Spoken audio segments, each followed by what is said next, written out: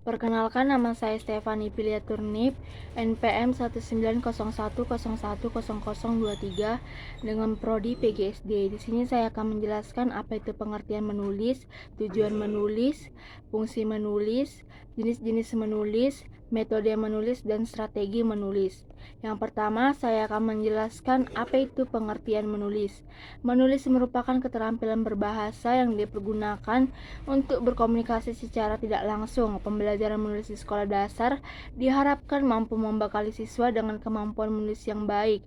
Pelaksanaan pembelajaran menulis di sekolah dasar, terutama di kelas tinggi, tidak dapat dipisahkan dari membaca permulaan. Terutama membaca menulis merupakan dua kemampuan yang berbeda. Menulis sebagai suatu proses menuangkan gagasan atau pikiran dalam bentuk tertulis. Yang kedua, saya akan menjelaskan tujuan dari menulis. Yang pertama, tujuan altruistik. Menulis bertujuan untuk menyenangkan pembaca, menghindarkan kedudukan pembaca, ingin menolong pembaca memahami, menghargai perasaan dan penalarannya, ingin membuat hidup para pembaca lebih mudah dan lebih menyenangkan dengan karyanya. Yang kedua, tujuan persuasif menulis bertujuan untuk meyakinkan para pembaca akan kebenaran gagasan yang diutarakan. Yang ketiga, tujuan informasional. Menulis bertujuan memberi informasi atau keterangan kepada para pembaca. Yang keempat, tujuan pernyataan diri. Menulis bertujuan untuk memperkenalkan diri atau menyatakan dirinya sebagai pembaca. Yang kelima, tujuan kreatif.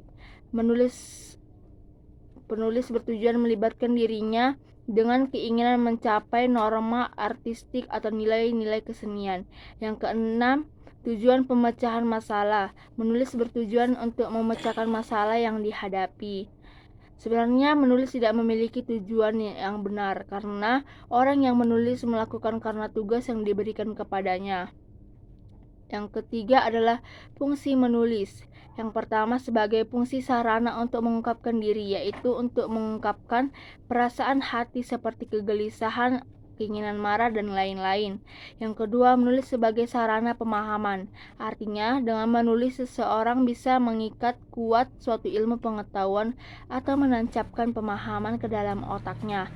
Yang ketiga, menulis dapat membantu mengembangkan kepuasan pribadi, kebanggaan, perasaan harga diri. Artinya, dengan menulis bisa melejitkan perasaan harga diri yang semula rendah. Dengan menulis dapat meningkatkan kesadaran, dapat penyerapan terhadap lingkungan.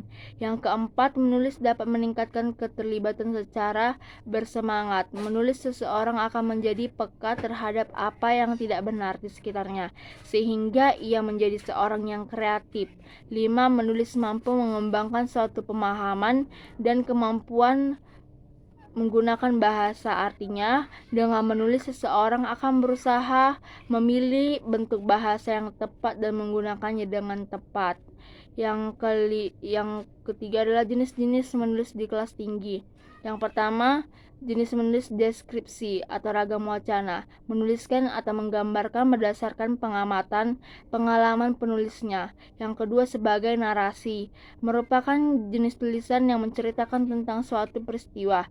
Yang ketiga, argumentasi wacana, yang ditulis untuk meyakinkan pembaca yang disampaikan penulisnya, atau seperti contoh, hakim menjatuhkan hukuman dari catatan kepolisian dari kejahatan besar maupun kecil. Yang keempat, eksposisi ragam wacana, yang menerangkan suatu yang dapat memperluas kemampuan dan pengalaman si pembaca. Kelima, persuasi, jenis tulisan dengan mengkondisikan membaca tentang suatu hal yang disampaikan penulis. Metode menulis. Yang pertama, pada metode langsung, bisa dikembangkan dengan teknik pembelajaran menulis dari gambar atau menulis objek langsung dan atau perbandingan objek langsung. Teknik menulis dari gambar atau menulis objek langsung bertujuan agar siswa dapat menulis dengan cepat berdasarkan yang dilihat, seperti rantai kata tapi dengan tulisan. Yang kedua, metode sugesti atau imajinasi. Pada prinsipnya, metode sugesti dan imajinasi adalah metode pembelajaran menulis dengan cara memberikan sugesti lewat lagu untuk merangsang imajinasi siswa.